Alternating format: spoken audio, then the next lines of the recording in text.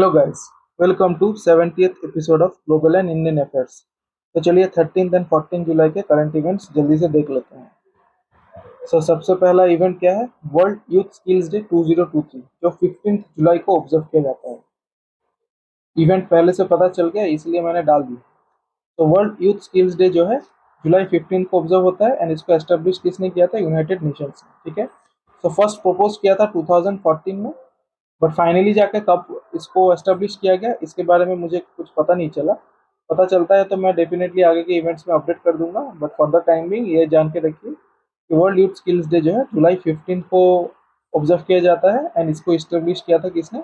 United Nations ने। ठीक है, इसलिए एस्टेब्लिश किया था to promote the development of skills among young people. ठीक है, सो यंग जनरेशन में स्किल्स को प्रमोट करने के लिए। ठीक है, सो स्किल्स कोई भी तरीके का हो सकता है, तो कंप्यूटर स्किल्स हो सकता है या फिर कोई आर्ट्स एंड क्राफ्ट का स्किल हो सकता है, कुछ भी हो सकता है। ठीक है, तो कोई भी तरीके का स्किल्स प्रमोट करने के लिए इस डे को एस्टेब्लिश किया गया है। ठीक है, थीम क्या है 2023 का? Skilling teachers, trainers and youth for a transformative future. तो दो तरीके के क्वेश्चंस पॉसिबल है, एक तो कब ऑब्जर्व किया जाता है, दूसरा ये है किसने इसको एस्टेब्लिश किया। ठीक है, दोनों को ध्यान में रखिएगा। चलते हैं नेक्स्ट इवेंट पे। तो नेक्स्ट इवेंट है फ्रेंच बेस्टिल डे पेरेड 2023। तो पिछली वीडियो में हम लोगों ने ऑलरेडी डिस्कस किया। 14 जुलाई को ये ऑब्जर्व किया जाता है बेसिकली 1789 में ड्यूरिंग फ्रेंच रेवोल्यूशन। सो एक बेस्टिल प्रिजन में एक इवेंट हुआ था, उस इवेंट को मार्क करने के लिए इस डे को ऑब्जर्व किया जाता है। ठीक है, फ्रांस में। और इस साल जो फ्रेंच बेस्टिल डे सेलिब्रेशन होगा फ्रांस में, उसमें guest of honour Narendra Modi ji को बनाया गया है। ठीक है, तो ये आपको पता ही होगा, पिछले वीडियो में हम लोगों ने डिस्कस किया।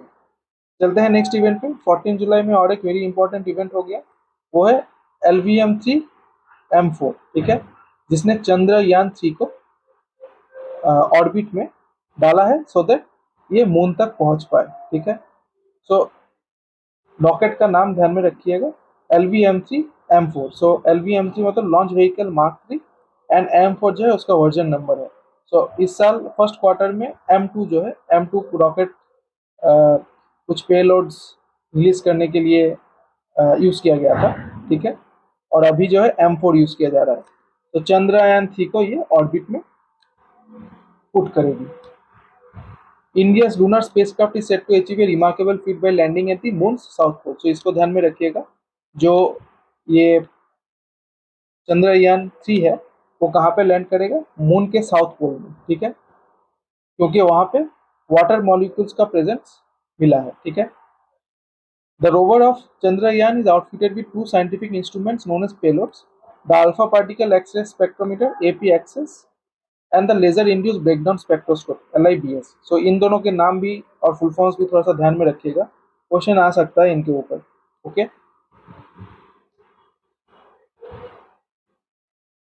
सो ये जो APXS है वो क्या करेगी? वो composition of lunar soil and rocks इसको स्टडी करेगी, focusing mainly on magnesium, aluminium, silicon, potassium, calcium, titanium and iron. ठीक है, its findings provide valuable insights into the elemental makeup of the lunar surface। Anyway हमको क्या क्या ध्यान में रखना है? हमको तीन चीज ध्यान में रखना है। एक तो है रॉकेट कौन सा यूज किया गया? LVM-3M4। चंद्रयान 3 यान का नाम है। ठीक है, तो क्वेश्चन ऐसा आ सकता है कि कौन सा सैटेलाइट रिसेंटली कौन सा स्पेसक्राफ्ट रिसेंटली लॉन्च किया गया है टू स्टडी द मून। ठीक है, चंद्रयान 1, 2, 3, 4 ऐसे करके दे सकते हैं। तो चंद्रयान 3 आप डेफिनेटली याद रखिएगा। और तीसरा है कि पेलोड्स का नाम क्या है या फुल फॉर्म पूछा जा सकता है, तो इसको आप ध्यान में रख सकते हैं। चलते हैं नेक्स्ट इवेंट पे। INS Sunaina visited Seychelles from 10 to 12 July to participate in operation southern readiness 2023। So operation southern readiness 2023 जो है, इसमें INS सुनैना ने पार्ट लिया है, जो हेल्ड हुआ है सेचिलिस में। ठीक है, conducted by combined maritime forces. तो कॉम्बाइंड मैरीटाइम फोर्सेस में कौन कौन थे? USA, इटली, UK, सेचिलिस और फिर यूरोपियन यूनियन नेवल फोर्स। ठीक है, तो हमको क्या ध्यान में रखना है? हमको ध्यान में रखना है कि ऑपरेशन साउदर्न रेडीनेस 2023 कौन से कंट्री में हेल्ड हुआ है? सेचिलिस में। दूसरा है इंडिया से कौन से नेवल शिप ने पार्टिसिपेट किया है? INS सुनैना में। ठीक है, चलते हैं नेक्स्ट इवेंट पे। Minister of Youth Affairs and Sports and Minister of Information and Broadcasting Anurag Thakur unveiled the coveted trophy for Hero Asian Champions Trophy 2023 at Major Dhyanchand National Stadium in New Delhi. तो hero Asian champions trophy 2023 जो है वो held होगा चेन्नई में, ठीक है, अगस्त में होगा। कितने कंट्रीज पार्ट लेंगे? India, Korea, Malaysia, Japan, Pakistan, China. तो 6 कंट्रीज इस इवेंट में पार्ट ले रहे हैं, तो इसको ध्यान में रखिएगा। ये बेसिकली एक हॉकी टूर्नामेंट है, तो जो कंट्रीज पार्ट ले रहे हैं इसको ध्यान में रखिएगा। एंड इस इवेंट लॉन्च के दौरान या ट्रॉफी लॉन्च के दौरान एक pass the ball trophy tour campaign भी लॉन्च किया गया था, ठीक है।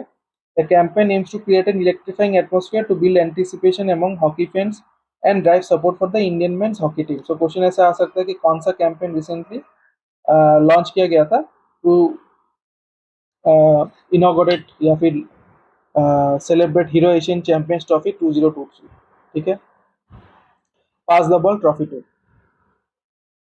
हॉकी इंडिया जो है ये बेसिकली इवेंट ऑर्गेनाइज कर रही है। सो हॉकी इंडिया के प्रेसिडेंट कौन है? पद्मश्री दिलीप कुमार तिर्की। हॉकी इंडिया के सेक्रेटरी जनरल भोलानाथ सिंह। नाम इसलिए मैं इन दोनों का दे रहा हूँ बिकॉज दोनों ही न्यूज़ में थे इसी इवेंट की वजह से। Hockey India founded in 2009 and hockey India का हेडक्वार्टर कहाँ पे? न्यू दिल्ली में, ठीक है। ये है हॉकी इंडिया का लोगो एंड ये है दिलीप कुमार तिर्की। चलते हैं नेक्स्ट इवेंट पे। Elon Musk unveiled is highly anticipated artificial intelligence startup XAI। So Elon Musk ने अपना आर्टिफिशियल इंटेलिजेंस स्टार्टअप का उद्घाटन कर दिया है, उसका नाम है XAI, ठीक है, जिसका हेडक्वार्टर नेवाडा US में है। सो वो बेसिकली चैलेंज कर रही है जो ओपन AI का चैट जीपीटी है, ठीक है।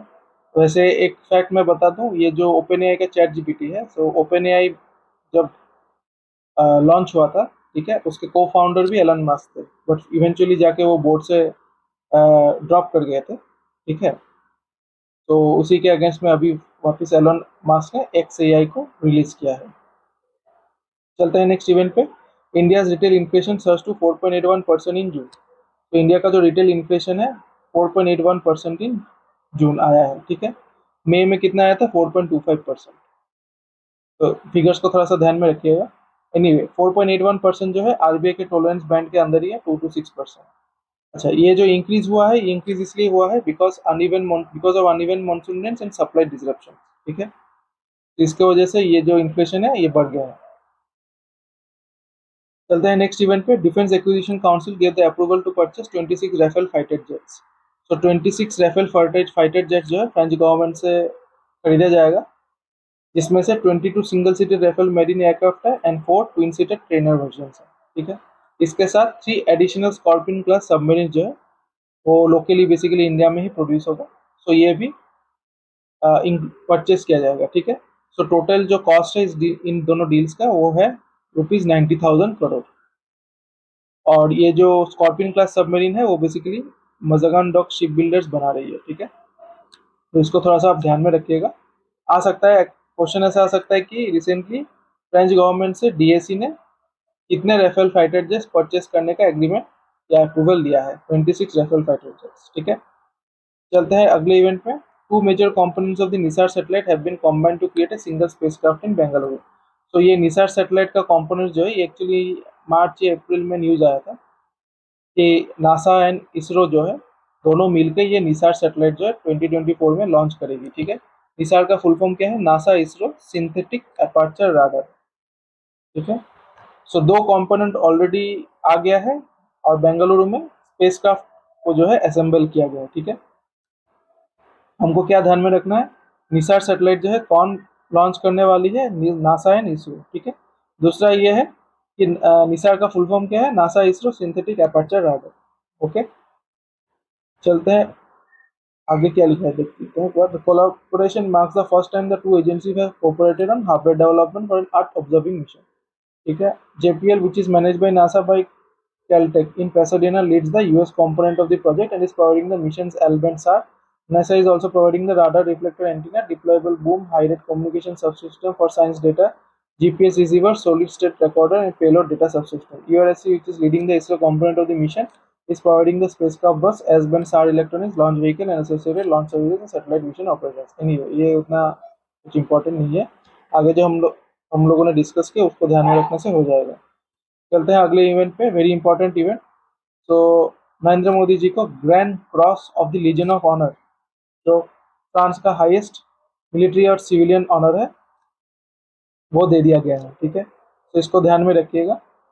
अच्छा, पीएम नरेंद्र मोदी जी को अदर इंटरनेशनल ऑनर्स जो मिला है उसका लिस्ट मैंने दे दिया है, तो आप लिस्ट को है ना थोड़ा पॉज करके रीड कर लीजिएगा। ठीक है, और Grand Cross of the Legion of Honour जो है तो कुछ इस तरीके से दिखता है। ठीक है, चलते हैं नेक्स्ट इवेंट पे। Harshvardhan Bansal, director Unity Group, appointed as the president of Delhi chapter of National Real Estate Development Council. तो हर्षवर्धन बंसल को बना दिया गया है president of Delhi chapter of National Real Estate Development Council. तो इसको थोड़ा सा ध्यान में रख सकते हैं, उतना इंपॉर्टेंट मुझे नहीं लगता है।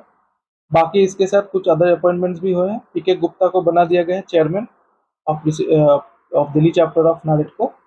विनीत कनवर को बना दिया गया है vice chairman, and Gaurav Jain को बना दिया गया है प्रेसिडेंट इलेक्ट। ठीक है, सो इसका मतलब हर्षवर्धन बंसल जब इस पोस्ट को छोड़ेंगे तब गौरव जैन बनेंगे अगले president.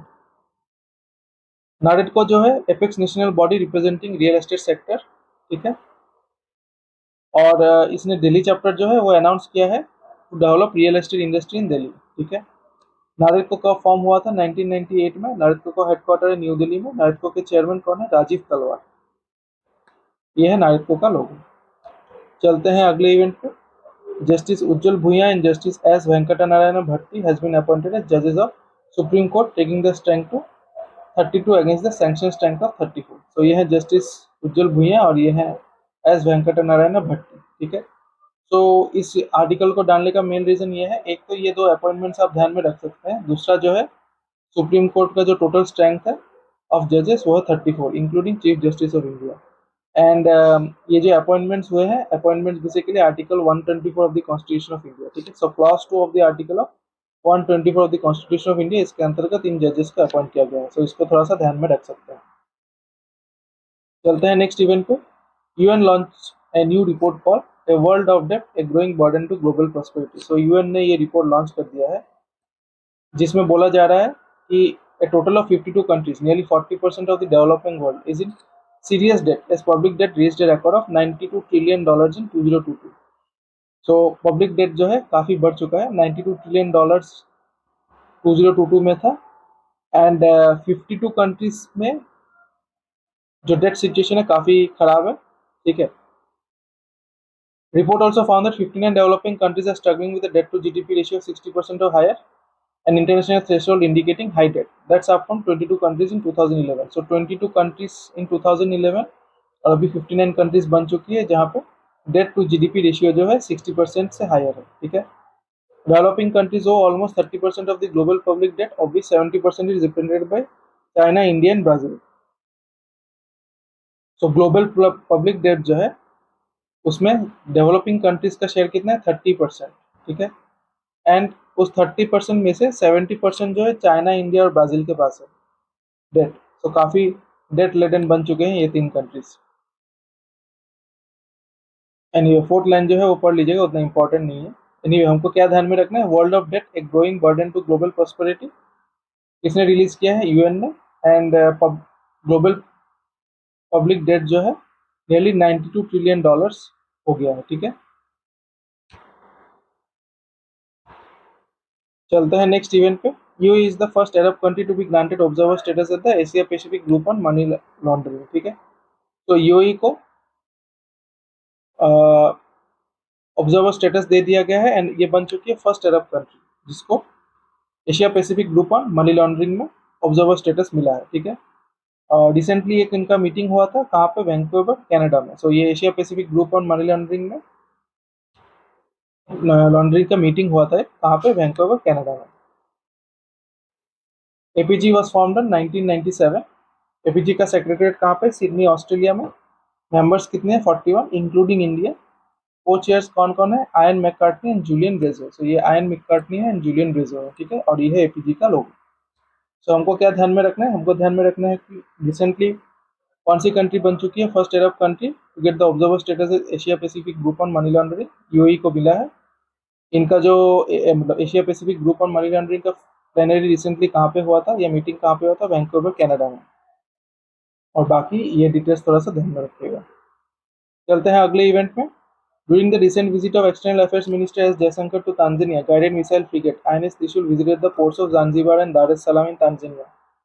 INS Trishul conducted India's first ever joint exclusive economic zone surveillance with the Tanzanian Navy. So INS Trishul जो है इसने कंडक्ट किया इंडिया का first ever joint exclusive economic zone surveillance with Tanzanian navy. So question ऐसा आ सकता है recently which of the following Indian naval ships conducted the India's first ever joint exclusive economic zone surveillance in Tanzania? INS Trishul। ठीक है, Tanzania से दो ships ने participate किया था, TNS Fatundu and Penguis. Earlier this month, India and Tanzania concluded the second edition of Joint Defense Cooperation Committee in Arusha, Tanzania. Discussions resulted in a 5-year roadmap for defense cooperation. So उन्होंने एक 5-year roadmap for defense cooperation भी sign किया है। ठीक है, anyway हमको ये जो है ये पहला बोल्ड में जो है ये इवेंट ही ध्यान में रखना है। चलते हैं अगले इवेंट में। Odisha state cabinet approved a proposal to recommend the inclusion of the Kui language in the 8th schedule of the constitution of India. So Odisha state cabinet ने कुई लैंग्वेज को under the 8th schedule include करने का proposal दिया है। ठीक है, Kui is a southeastern Dravidian language primarily spoken by the Kandhas or Konds residing in the hilly and forested areas of Odisha. It is closely related to the Gondi and Kubi languages and is written in the Odia script. हमको क्या ध्यान में रखना है कि कौन सा state cabinet recently कुई लैंग्वेज को 8th शेड्यूल में इंक्लूड करने का फैसला लिया है, ओडिशा स्टेट कैबिनेट में। ठीक है, तो ये निर्णय इसलिए लिया गया है टू प्रिजर्व द लैंग्वेज और कुछ नहीं। ठीक है, तो यहाँ के जो ट्राइबल पॉपुलेशन है जो बेसिकली कुई में बात करते हैं, तो ट्राइबल पॉपुलेशन बेसिकली कांधास और कॉम्स। ठीक है, तो इनका इनके हिसाब से मतलब उड़ीसा स्टेट गवर्नमेंट के हिसाब से ये जो लैंग्वेज है ये अपना वो खो रहा है। ठीक है, सो इम्पैक्ट जो है या फिर प्रेजेंस जो है खो रहा है, तो उसके वजह से 8th शेड्यूल में इसको इंक्लूड करने का निर्णय लिया गया है। ठीक है, चलते हैं नेक्स्ट इवेंट पे जो कि हमारा लास्ट इवेंट है। United state has the strongest military force in the world with Russia and China in second and third and India in fourth place according to global fire power. So global fire power ने recently 2023 military strength ranking release किया था, जहाँ पे US को obviously strongest military force बताया गया है, followed by Russia and China, and fourth place पे आ गई है इंडिया। ठीक है, Nations with the weakest military force in the world includes Bhutan. तो वीकेस्ट मिलिट्री फोर्स जो है कहाँ पे है? भूटान में है। ठीक है, 10 nations with most powerful militaries in the world in order are so US, Russia, China, India, UK, South Korea, Pakistan, Japan, France, Italy. And 10 nations with least powerful militaries in the world in order are Bhutan, Benin, Moldova, Somalia, Liberia, Suriname, Belize, Central African Republic, Iceland, Sierra Leone. तो लगता है काफी peaceful reason है ये सब। ठीक है, तो इसीलिए यहाँ पे मिलिट्री या तो पीसफुल रीजन है या फिर उनका उतना डिफेंस बजट नहीं होता कि स्ट्रॉन्ग मिलिट्री बनाए। ठीक है, एनीवे हमको क्या ध्यान में रखना है? US top position, India fourth position. ठीक है, और 2023 मिलिट्री स्ट्रेंथ रैंकिंग किसने रिलीज किया? ग्लोबल फायर पावर ने। एंड और एक जो रखना है ध्यान में कि वीकेस्ट मिलिट्री फोर्स कौन से कंट्री का है? भूटान। ठीक है, चलिए कुछ क्वेश्चन ट्राई कर लेते हैं। Operation southern readiness 2023 was recently held in Seychelles. Seychelles में ये ऑपरेशन रिसेंटली हेल्ड किया गया था। ठीक है, Hero Asian Champions Trophy 2023 will be held in which of the following cities? Chennai. Which of the following Indian naval ships was a part of India's first ever joint exclusive economic zone surveillance with the Tanzanian Navy? INS Trishul. Which of the following state cabinets recently approved for the inclusion of the Kui language in the 8th schedule of the Constitution of India? Odisha. The Mukurthi National Park is located in which of the following states? ये तमिलनाडु में है। ठीक है, Which of the following AI startup was recently launched by Elon Musk? XAI. India's retail inflation recorded in June 2023 was 4.81%. According to Global Firepower's 2023 military strength ranking, which among the following countries has the weakest military force in the world? Bhutan. Which of the following is the first Arab country to be granted observer status at the Asia Pacific Group on money laundering? So first Arab country किसको बना दिया गया? UAE को। ठीक है। The report A World of Debt, A Growing Burden to Global Prosperity was recently released by which of the following organizations? UN. Who among the following was recently awarded with the Grand Cross of the Legion of Honor, highest honor of France? Narendra Modi. The World Youth Skills Day is observed on 15 July. Who among the following was recently appointed as the President of Delhi Chapter of National Real Estate Development Council? Harshvardhan Bansal. Which of the following satellites is being jointly developed by NASA and ISRO to be launched in 2024? NISAR. The French Bastille Day parade is observed on 14 July. Which of the following satellite was recently launched as a part of India's lunar mission? Chandrayaan-3. Hockey India headquarters is located in New Delhi. Recently in July, the DAC gave approval to purchase how many Rafale jets from French government? 26. Who among the following was the guest of honor at the recently held French Bastille Day celebrations? Narendra Modi. Which of the following ships from Indian Navy participated in Operation Southern Readiness 2023 conducted by Combined Maritime Forces INS tsunami. तो guys आज के लिए इतना ही, मिलते हैं अगले episode में। आशा करता हूँ ये एपिसोड आपके लिए काफ़ी इन्फॉर्मेटिव रहा होगा। अगर अच्छा लगे वीडियो तो डेफिनेटली लाइक कीजिएगा, चैनल को सब्सक्राइब कीजिएगा एंड अपने दोस्तों के साथ वीडियो को शेयर कीजिएगा। तो मिलते हैं अगले एपिसोड में। Tata and thank you.